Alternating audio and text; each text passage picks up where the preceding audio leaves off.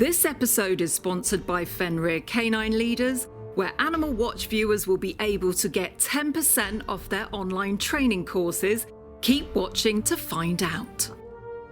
Hello, welcome to Animal Watch. This weekend we're meeting the gigantic and very salivary English Mastiff. It's in my eye. Marketed as the heaviest dog on the planet, the Old English Mastiff males regularly weigh 77 to 91 kilograms. That's 170 to 200 pounds. With record-breaking dog Zorba weighing in at a staggering 343 pounds. And not just the adults are huge, the puppies are too, weighing over 14 pounds at only a few weeks old. Today I meet this incredibly rare giant breed in its founding country, England. I get climbed on, snuggled, jumped on, sat on. I not only get to play with the largest puppies on planet Earth, I get to explore one of the most sumptuous travel coaches for dogs I've ever seen, and get to be squashed by several full-grown adults, and of course, dribbled on. Let's see how I fare. I also find out if it's true that this dog is indeed the heaviest dog on planet Earth. Meet the incredible, the mighty Old English Mastiff.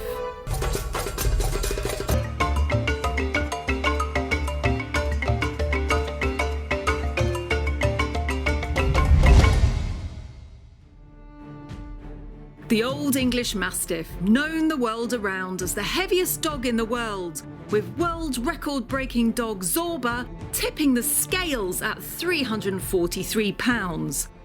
Zorba was born in the UK in 1981, and according to online sources, he could trump the height of any NBA basketball player when standing on his hind legs, as he stood 8 feet 3 inches long.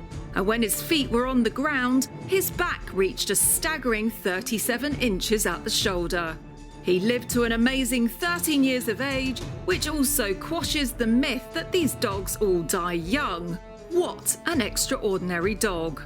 Now, the Great Dane is known as the tallest breed in the world, and some sources claim that the Caucasian Shepherd has now taken over weight-wise from the largest English Mastiffs that live today.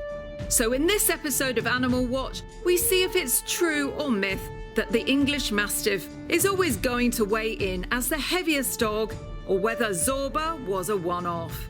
I will also find out the history of this breed, whether it's true that they always die young, and why they are now so rare. For this, I have travelled to leafy, beautiful Sussex to meet the UK's top kennels for the English Mastiff, Wombloo Mastiffs, loved and owned by founders Steve and Tracy Coleman Hole. These dogs aren't just unbelievable in size, they live in one of the most beautifully decked out Mastiff houses I've ever seen.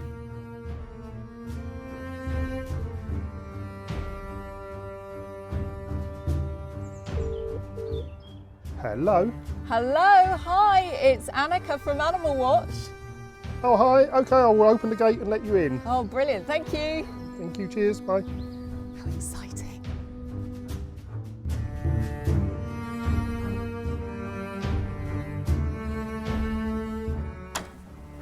Hi Anneka, welcome to Wombloo Mastiff. Hello, how Hi. are you? This is amazing, look at your van, and your gates are unbelievable as well. You're going to need this. Okay, what am I going to need this for then? You'll soon find out. All right, I can't wait. Let's go, come on then. This way. Bye. Thank you, thanks. Wow. Wow, look at this. Jumbo. Look at this, look. Can you guess what we're meeting today by any chance? Right, we're going to let some of the house dogs out in a minute. They're going to be a little bit cautious because Mastiffs have got a bit of a garden instinct. So probably the best thing to do is sit down and just let them come to you. And, Okay, so sit in this chair. Yeah, sit in that chair. With this with the dribble rag. With the dribble rag. Oh my gosh, how many are going to come out? 7. Seven. Okay, huge.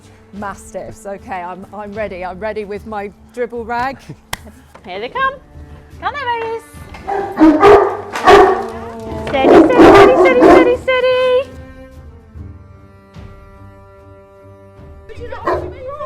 Oh no, it's just wriggled out. Yes! Bertie doesn't do social distancing, So gorgeous. Hello, puppy. Hey. So you've got red collars here for, are they the girls? Yeah. And then you've got blue collars for the boys. Yeah.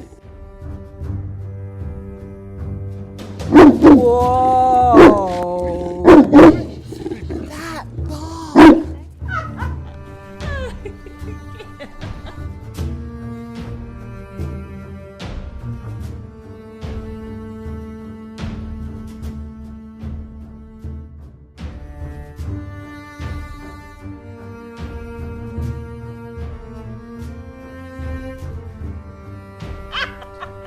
Hello, you're so heavy.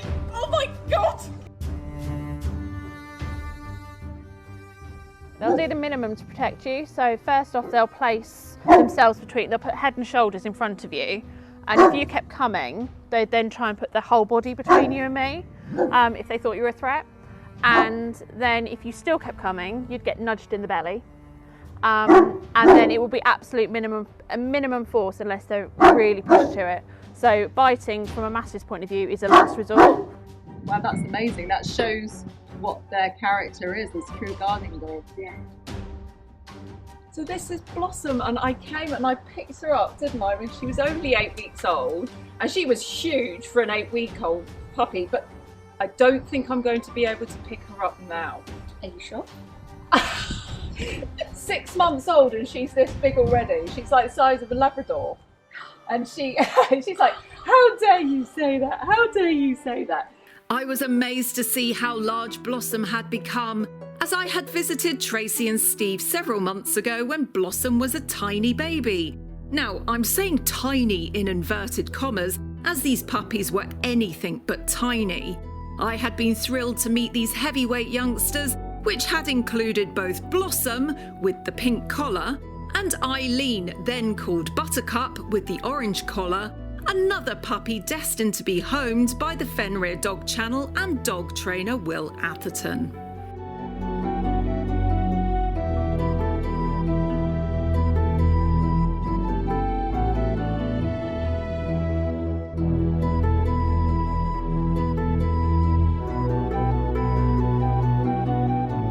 Five-week-old puppies here, and they're already so heavy, and these dogs will grow up to be the heaviest dogs on the planet. And look, 2 of these little girls here. Now, one of these are going to go to a very special friend of mine called Will of Fenrir. On Animal Watch, we want to let the viewers know that if you're going to have a very large breed, it doesn't matter whether it's an English Mastiff or a wolf dog or a Great Dane or a Doberman, that you are responsible for the adult character of your dog. So it's all down to really good socialization, very positive, gentle training. They've all gone to sleep.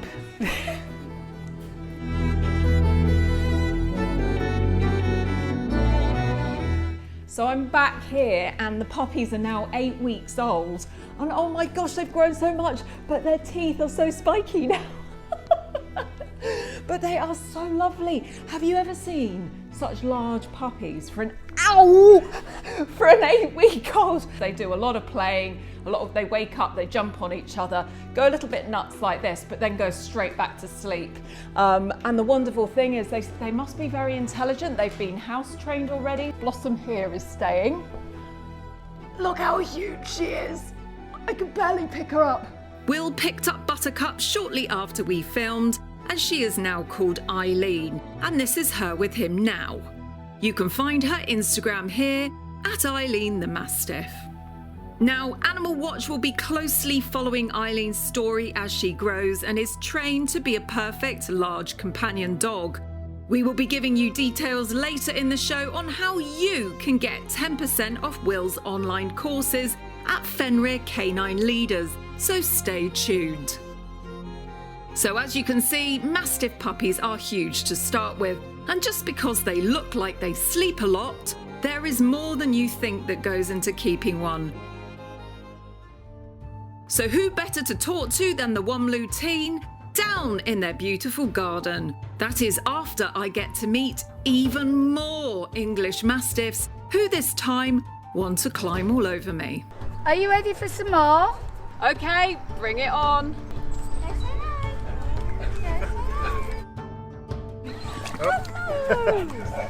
You're feeling massive, look at this!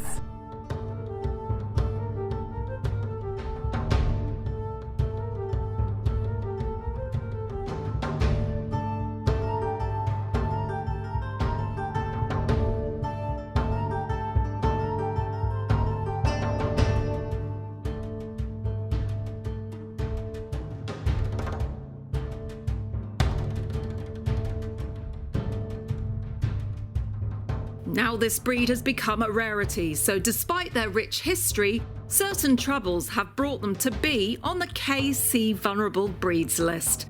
The team were on hand to fill me in. Well, I'm here with Womloo English Mastiffs, and as you can see by the state of my trousers, they've been very, very friendly in saying hi. How long have you been in love with English Mastiffs, Tracy? 30 years. 30 years! And I can't tell at all that you don't like them. I mean, how many have you got? 15. How old is this breed? When did it start? These are one of the oldest breeds of dog in the UK. They can trace them back to over 2,000 years ago. And then the Romans fell in love with them, took them back to Rome, but unfortunately they then baited them with lions and bears in arenas and stuff like that. They used for sort of hunting as well, but they never used to kill the prey. They would sort of get it and hold it down. They're on the vulnerable breed list at the Kennel Club. So can you talk the viewers through what that means? Yep, so to be on the vulnerable breed list, you need to have less than 500 puppies born a year.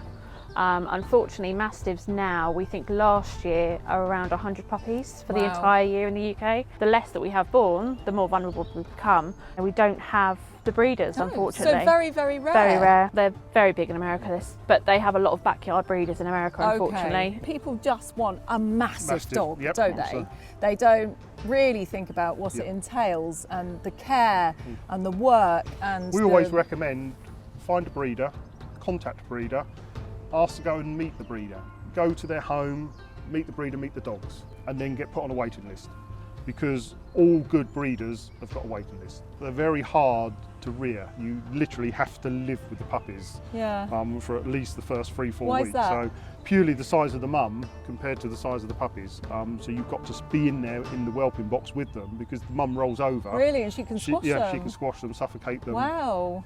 So you do have to be very vigilant. When they're puppies, they don't need too much exercise, and they certainly don't want to be going up and down stairs. Very short walks, because the growth plates don't develop until they're 2. You don't want one of these running up and down stairs. No. The problem is today also, most houses now don't have carpets. We've all moved over to vinyl, wooden floors, tiles, and that can be dangerous for a Mastiff because they're slipping on it. So you're saying it's between 8 weeks to 2 years that you need to watch? Yes. They're still growing all the way up to 2 years? 2 years, yes. They See, don't develop. It's the growth plates in the bones. Yeah. So let's talk about what a healthy weight and height is. What does an average male weigh? I think an average male will probably go somewhere between 200 and 220 pound, and a bitch will probably be anywhere around about the 180 pound sort of mark. You do get the extremes and you do get lesser, and it does depend on breeding as well, where what's behind them as well. Yeah. And how tall are they, male and female?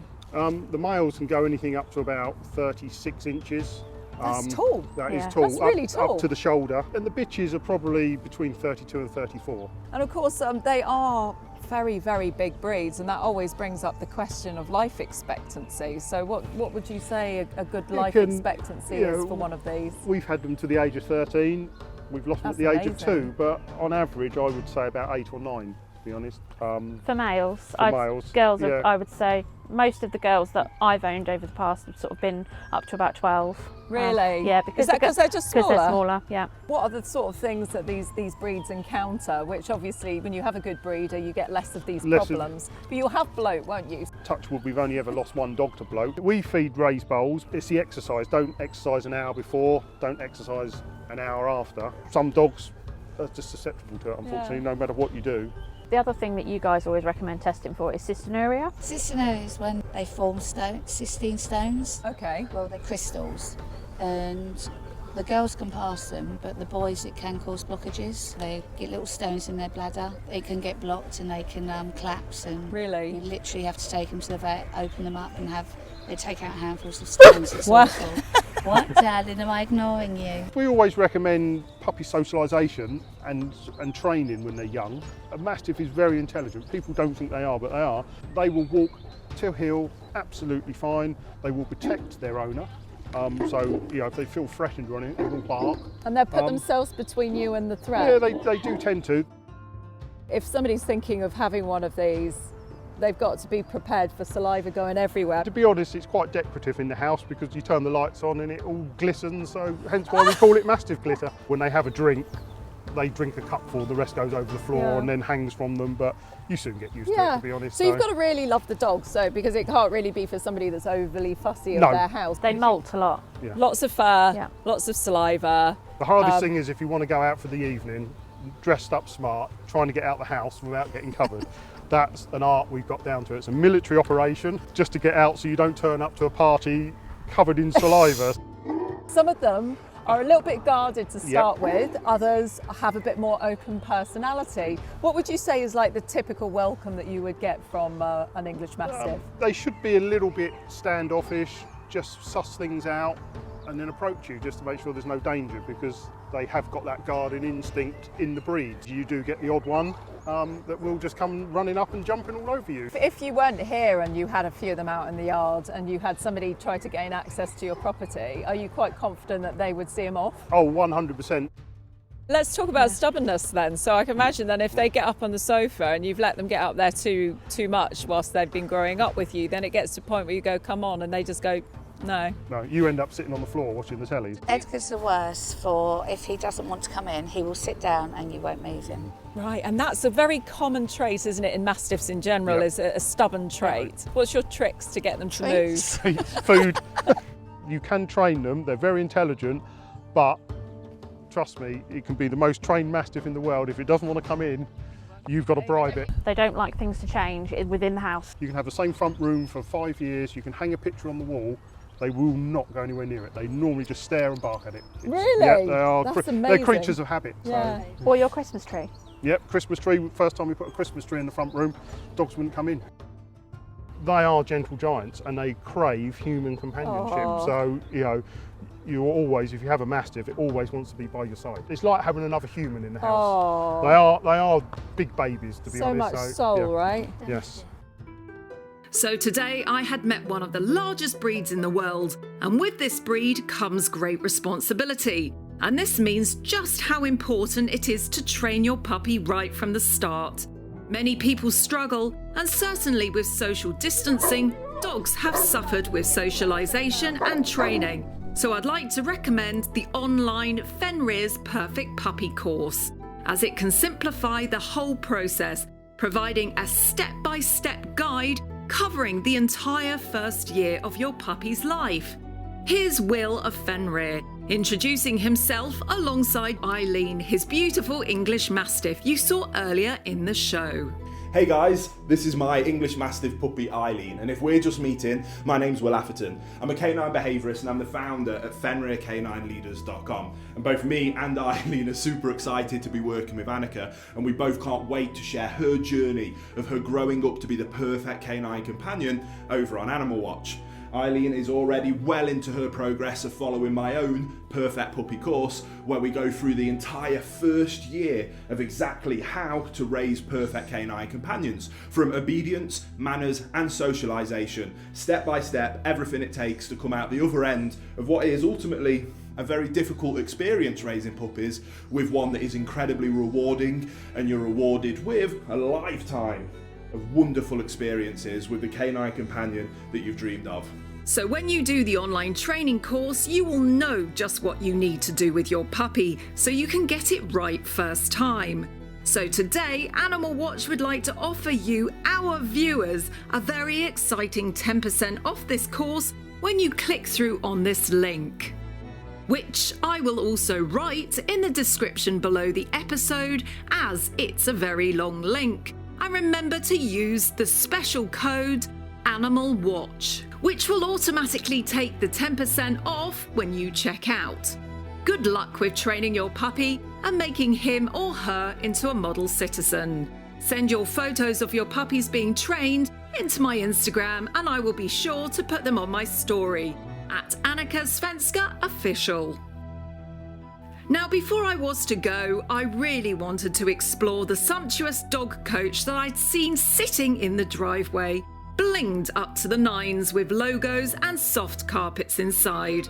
Steve was on hand to show me around. This is the Womlu tour bus, which we use for showing, and if we have to go to the vets or they go for McTimony massaging, this is what we transport them in. It is so fancy. I love it. It's beautiful. I love the fact that you've got all this amazing artwork all over it. But this is luxury. It's like a limousine for English Mastiffs. This is as good as it gets. Can I see inside? Yeah, no problem. As we don't like the dogs jumping, yes, and then they've got a ramp as well. That's brilliant. For climbing in and out. Yeah, we've had it divided into 3 departments. It's all fully air conditioned. Yeah. Oh wow. Look at this! Remember when you see other people's transportation for dogs and they've got like their little pens. Look at this, it's huge. I could literally just live in here. How many dogs can you get in each section? You could probably realistically get 6 or 7 dogs quite easily in here. So what, in the whole van? In the whole van, yeah. It's on air suspension as well, so they get the perfect ride. Oh yes, if I was a dog here, I would be very happy indeed.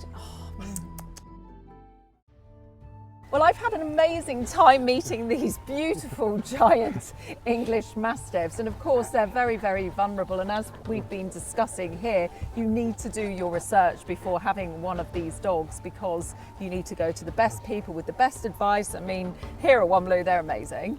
And if you want to find out more about your Mastiffs, what's your website? Yeah, you can go on to www.womlumastiffs.co.uk and you'll find everything on there. Instagram page Instagram too. As well, and Facebook. And Facebook, you can go on, look at some pictures, you can get a feel of these dogs and see if it's something that you're interested in. You can always call up you guys, and you're always here to give advice, aren't you, by email and everything. Yeah, and if someone wants to come down and meet the dogs, you know, they're more than welcome. Just give us a ring, and we'll book a time, and they're more than welcome to come and see them. If you're thinking of a Mastiff and not sure if it's the right breed for you, come down, meet them, and we'll change your mind. Follow us on Instagram. I'll put all of the links underneath so you can find these guys and you can come and follow. I try and post daily. They post, they do, because I watch everything, and I tell you what, the van and everything, it's all looked amazing. I've followed your journey as you put everything in, it looks gorgeous. And if you enjoyed this episode, then please give us a big thumbs up and remember to subscribe to the channel by clicking the button in the bottom hand corner, and tune in every single week when I'll be bringing you more amazing episodes on dogs, wolves, animal rescue and conservation. Bye for now.